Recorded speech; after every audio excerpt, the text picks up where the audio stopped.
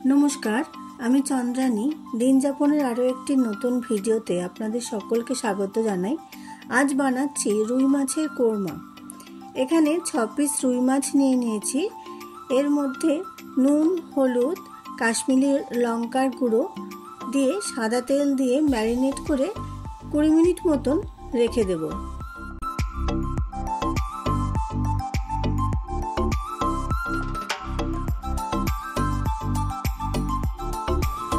रान्नाटा जेहेतु सादा तेले होबे ताई कड़ाईते एखाने सादा तेल दिए निয়েছি गरम हওয়ার জন্য।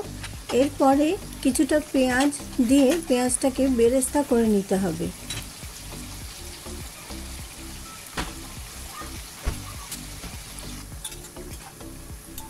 পেঁয়াজ বেরেস্তা হয়ে গেছে।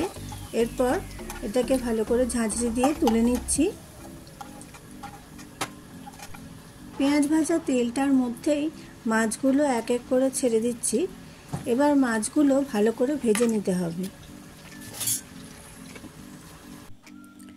মাছগুলো ভাজা হতে হতে এখানে নিয়ে নিয়েছি কিছুটা ভেজানো আমন্ড বাদাম, কাজু বাদাম আর কয়েকটা কাঁচা লঙ্কা আর পেঁয়াজ বেরেস্তাটা একসঙ্গে মিক্সির বাটির মধ্যে নিয়ে নিচ্ছি।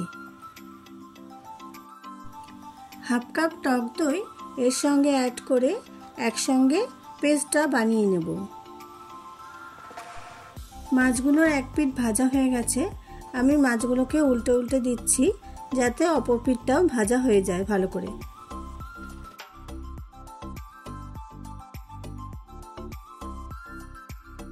মাছগুলো ভালো করে ভাজা হয়ে গেছে। এবার আমি এক এক করে মাছগুলো তুলে নেব।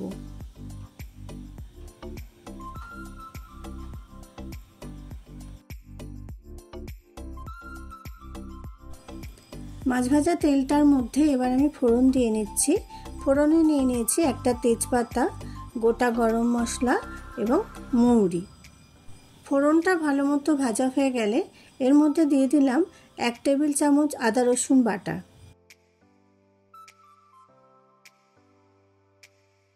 আদা রসুন বাটাটা দিয়ে ভালোভাবে ভেজে নিতে হবে যতক্ষণ না কাঁচা গন্ধটা চলে যায়।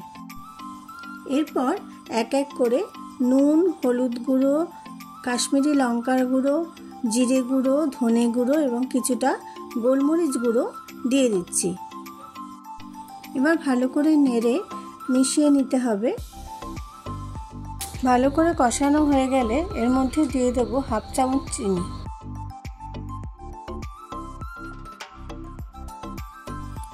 এবারে পেস্ট করে রাখা মশলাটা ঢেলে দিলাম। ভালো করে সমস্ত মশলাটুকু দিয়ে এবার কষিয়ে নিতে হবে। যতক্ষণ না তেল ছাড়ছে ততক্ষণ নাড়তে হবে আস্তে আস্তে। মিক্সির বাটি ধোয়া জলটাও এর মধ্যে দিয়ে দিলাম। ভালো করে নেড়ে মিশিয়ে দিচ্ছি। মশলাটা ভীষণ ছিটকোচ্ছে তাই একটা ঢাকা চাপা দিয়ে রেখে দিলাম। দিয়ে 5 মিনিট ফুটতে দেব। 5 মিনিট হয়ে গেছে। মশলাটা ভালো করে কষানো হয়ে গেছে। এরপরে আমি একে একে ভাজা মাছগুলো এই কারিটার মধ্যে দিয়ে দিচ্ছি। মাছগুলো দিয়ে আবার একটু নাড়াচাড়া দিয়ে দিচ্ছি। ঢাকা দিয়ে 5 মিনিট হতে দেব। রুই মাছের কোরমা আমার অলমোস্ট রেডি হয়ে গেছে। মাছের সাইড থেকে তেল ছেড়ে দিয়েছে। ওপর দিয়ে আমি একটু গরম মশলা ছড়িয়ে দিচ্ছি। এরপর দিয়ে দিচ্ছি 1 টেবিল চামচ মতন ঘি। কয়েকটা কাঁচা লঙ্কা চিড়ে দিয়ে দিলাম। দিয়ে সামান্য একটুখানি ফুটলেই তৈরি হয়ে যাবে রুই মাছের কোরমা। গরম গরম ভাত কিংবা পোলাও এর সঙ্গেও খেতে ভালো লাগবে এই মাছের পদটি। রুই মাছের কোরমা হয়ে গেছে।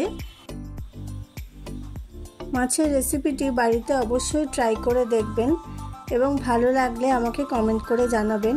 ভিডিওটি তাহলে আজকে এখানেই শেষ করছি। ভিডিওটি কেমন লাগছে আপনারা নিশ্চয়ই আমাকে কমেন্ট করে জানাবেন এবং ভালো লাগলে লাইক, শেয়ার এবং সাবস্ক্রাইব করে দেবেন।